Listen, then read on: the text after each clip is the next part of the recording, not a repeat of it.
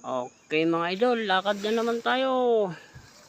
Ito, car charger mga idol. Ayan, power supply nitong ilaw natin. Siyempre may baon tayong liha, panglinis ng contact point mga idol. Ayan o, liabe, pang baklas nito sa tornilyo.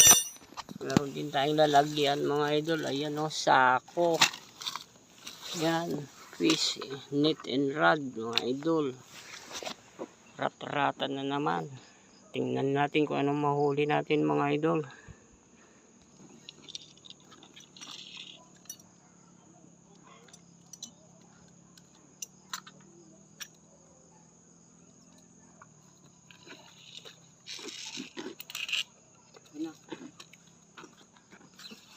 Bye mga idol. Mangisda muna tayo.